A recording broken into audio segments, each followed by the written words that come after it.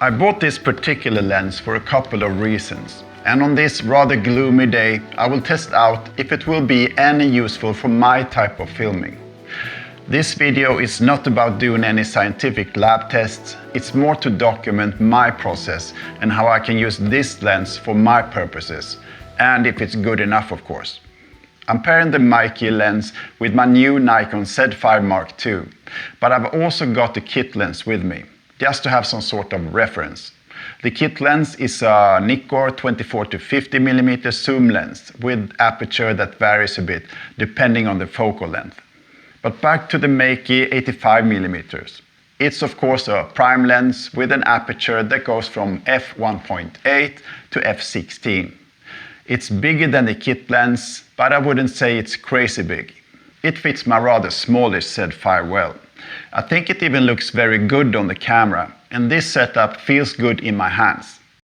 Some facts and specs to start with, and then we'll go out and do a few real-world tests. There's a mix of plastic and metal. The handling is perfectly fine. Maybe I would prefer the aperture ring to have a little more resistance. It's easy to move it by accident. I normally use autofocus, but the manual focus ring works just fine. Not as well dampened of course as more premium lenses, but I have no complaints. There's also a button for manual or autofocus. That button is also easily moved. It happened that it selected manual focus by accident when I pulled the camera out of the bag. And here is a USB-C port for future firmware updates. The lens also comes with a deep enough plastic hood, which can be put backwards over the lens for easy storage. Works absolutely fine, and it doesn't feel too flimsy. The minimum focus distance is 85 centimeters, which I feel is pretty close for an 85mm lens. The amount of bokeh at this distance is insane, and in my opinion it's way too much. I have to stop down to f3 or 4 to have a more reasonable image. The weight is 395 grams for the Z mount version, and the filter thread size is 62mm. This is one of 3 very similar lenses from MEIKE. There is the original 85mm lens, the Mark II of Just Z lens, which is the newest of the bunch. And then it's this lens, which is the Pro version. A little pricier, but it's also of a higher quality than the other two. Still at an entry-level price point. There are some marketing buzzwords to describe why this lens deserves the word Pro in its name. It uses extra low dispersion, high refraction and ultra-high refraction elements to effectively control chromatic aberration, ghosting and flare. And that's all well and good, but the only reason I went for the Pro lens is because there is no focus breathing. It's something that doesn't matter so much in photography, but for video work it does matter. I should mention there is actually a 4th lens in the MEIKE's 85mm lineup, and that's the f1.4 model. It's a completely different lens, and it's also bigger, heavier, and it's a pricier lens. I don't know how useful a f1.4 lens really is. I think you need a very specific use case to benefit from such a bright lens. Anyway, back to this lens again. Let's do some test shots by the river that flows through the city of Gothenburg. This is the 24-50mm. It's f6.3. Perhaps this is more of a landscape lens, I don't know. And now we're at the MEIKE 85mm lens. It's more rich than I thought it would be. This is the first 85mm prime lens I own actually for full frame cameras. And there is more reach to it than I thought. 85mm is quite zoomed in, to be honest. This is f10. And now back to the kit lens. There is a clear difference in reach, I feel. Zooming back to 24 centimeters.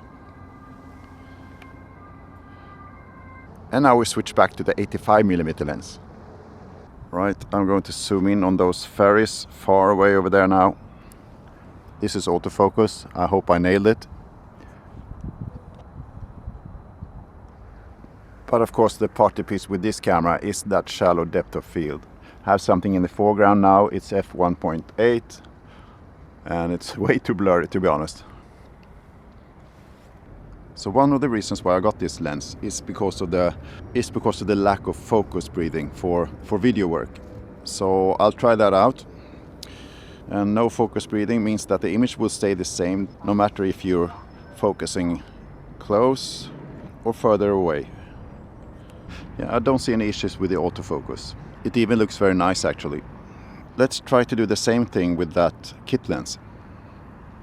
So this is the kit lens. The camera is in the same position as with the other lens, and you can immediately see that there's a difference in the shallow depth of field, obviously. I'll move the camera a bit closer.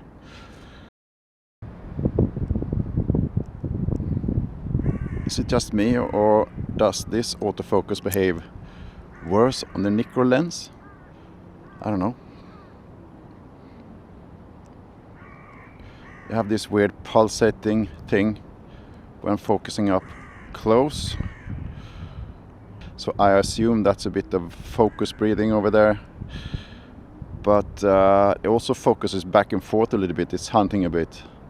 So I feel the 85mm lens performs better in that regard. Yeah, interesting.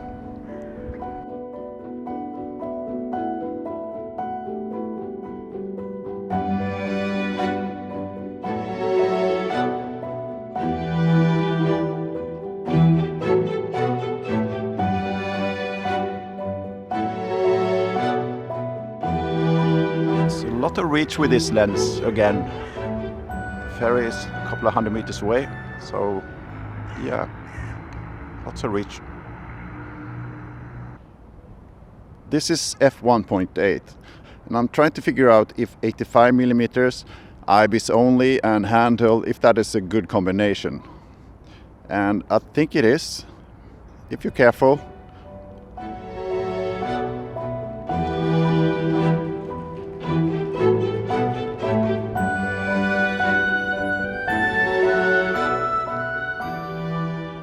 This old warship, it's, I would say, 50 meters away from me right now. So it's good for picking up details, but it's also difficult to have the whole ship in one frame, of course. But that's, I guess, the point with this lens, to capture the details.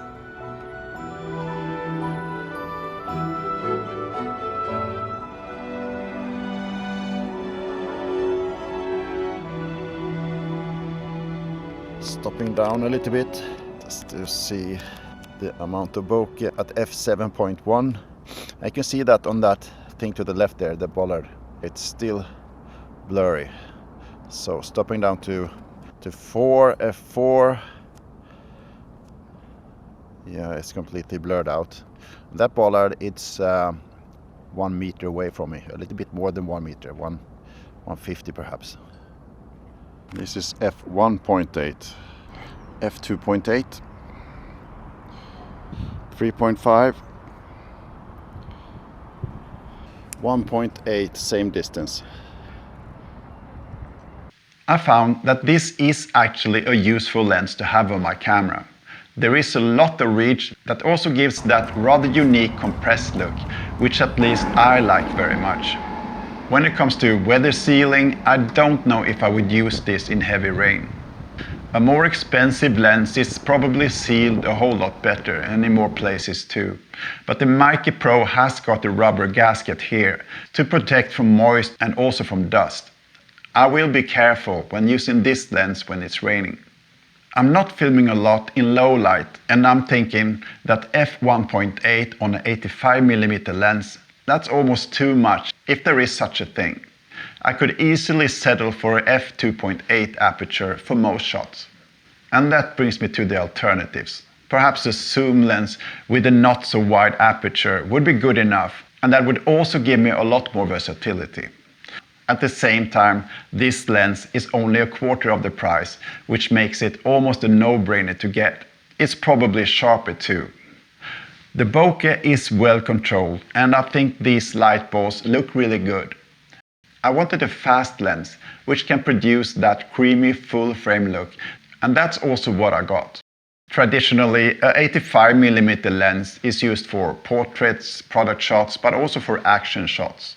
A 50mm lens is probably more versatile when it comes to owning a prime lens or one prime lens. But 85mm is a good sweet spot for many situations. And this lens ticks all my boxes. I will not be looking for any other 85mm lens, but I will look for a zoom lens.